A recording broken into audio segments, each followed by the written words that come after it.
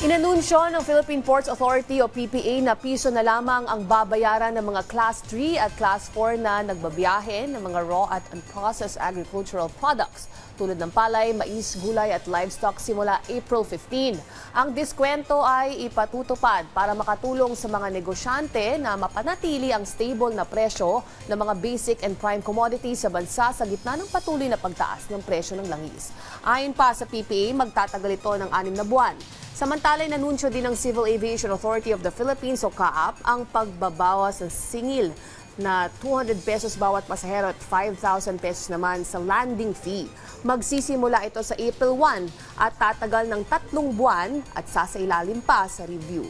Naplano ngayon ang pagpapataas ng lokal na produksyon ng langis upang matugunan ng direkta ang mataas na presyo ng petrolyo sa merkado.